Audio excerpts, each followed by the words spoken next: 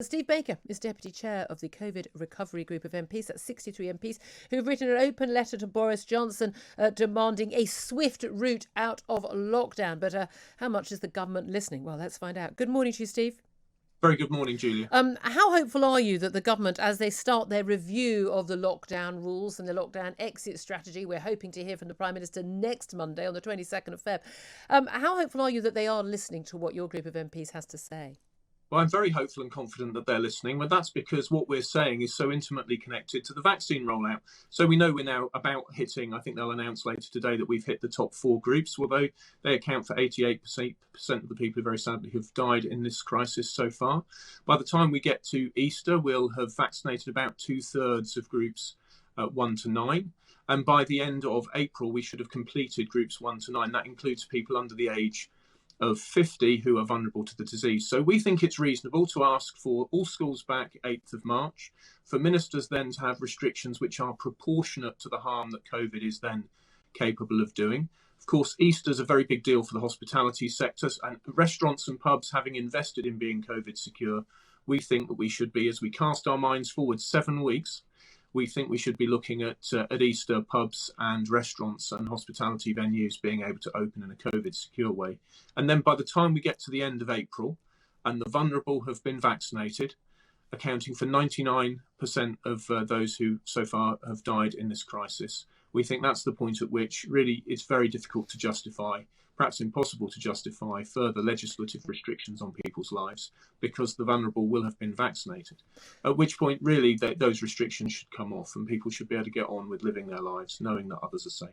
This is the thing, isn't it? We're told we have to be cautious. We've spoken to guests already this morning saying it's very important to be cautious. We can't have dates.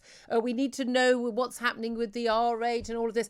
But the original justification for the first lockdown, which I supported on the basis of the reasons given, flatten the curve, protect the NHS, make sure there was no one who wouldn't get treated. We saw that in Italy, of people not getting treated, couldn't go on ventilators because they had too many patients. We've already seen the number of people in hospital in England. The peak was at over 34,000 on the 18th of January. Yesterday, the latest figures, 17,694. Okay, 17,694 is too many, but it's down 48% in less than a month. 48%. That's a huge difference. We know that with the lower infection rates, the lower hospital admissions, that the lower deaths are baked in. We know that's what's going to happen in the coming weeks. So why do you think the government is so cautious? Why are they so wary of telling us what their strategy is? Well, obviously they don't have one right now. They haven't decided. But why are they so wary of giving us dates, given that we know that it's very much related to the vaccine rollout, and we know the dates that they're hoping to achieve for the vaccine?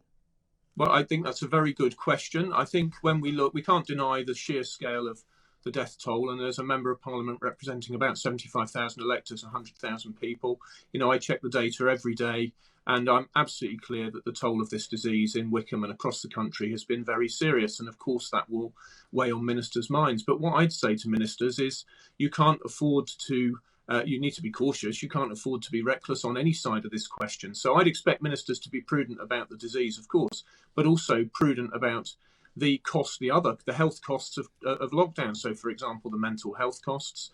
We've seen food insecurity soaring. Wickham's food bank use has more than doubled. This is real impact on people's lives. And I sometimes fear there might be 2 lockdowns going on here. A lockdown for people like me, I have to say, who are on a secure income, who are saving money by not commuting, and a lockdown for people who perhaps have tiny home, perhaps actually are being forced to live alone, perhaps who now don't have the income that they were hoping for because they were excluded from support. The experience of lockdown will have been extremely different for different groups. I don't think we've begun to come to terms with the overall harm of the disease and of lockdown and restrictions. So today I'm very pleased that the Treasury Select Committee has issued a report which says that the House of Commons should never again face such important decisions without adequate and appropriate analysis which should be multidisciplinary. So I've latched onto that and said we need a new Public Health Act, one which gives MPs proper votes on motions which are amendable and which insists on proper impact analysis, which reveals the true cost of policy. Well, indeed, so no other policy would ever be brought in on this basis without this cost-benefit analysis. Even the tiniest little measure that the Treasury brings in, you'd see that analysis. But this is the thing, that my worry is, maybe we'll come out of all these restrictions. Maybe they'll still be, in my view, I mean, psychopathic people who seem to think that even when everyone's vaccinated, we should all be wearing masks and socially distancing for the rest of our lives. I genuinely worry about the mental health of those people, even suggesting that. You want to wear a mask the rest of your life, feel free, but I'm not going to. But even then, as we see this autumn, and we will inevitably see, cases will go up again this autumn because it's a respiratory disease and it's going to be seasonal. And as we've heard from senior people in public health, this is now endemic and we're going to live with it. There'll be people demanding we go back into lockdown and in a few months' time again. We need to sort of make sure that not only we come out of the lockdown as soon as possible right now, but that we never make the same mistakes again. Well, that's right. We do need to make sure that we never go into lockdown again.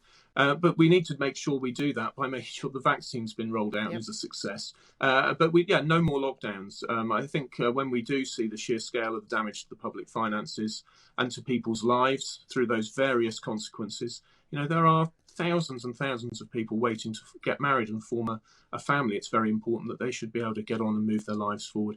And that means if families aren't forming, that means new lives aren't coming into existence in those new families and new homes. So I don't think we've begun to understand the cost of lockdown yet. I think when we have fully understood it, we'll all want to make sure we never go back to lockdown. But the great news is we do have safe and effective vaccines rolling out. We've listened to the Health Secretary this morning say take-up is higher than he expected.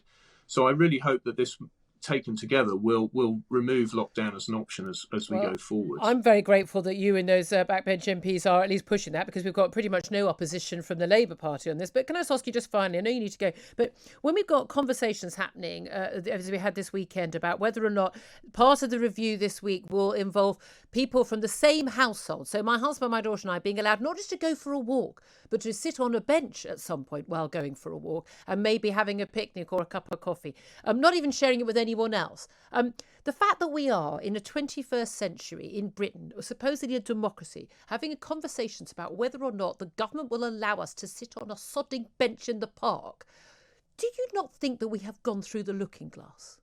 I do think we've gone through the looking glass. Yes, that is certainly something I'm happy to accept. But I think I have to also accept that it's because people are so terrified of this disease. I have to say, on both sides, we've ended up with extreme views which are not really appropriate to our circumstances. There's unreasonable fear of the disease. There's also unreasonable complacency. What we need is the centre ground, which accepts that the vaccine's rolling out and that by the time groups 1 to 9 are vaccinated, which means protecting the vulnerable under the age of 50, that means our society will be protected, at which point it's time for us to take a bold stride into light and life and start to recover our society and our humanity, and yes, sit on park benches and enjoy ourselves.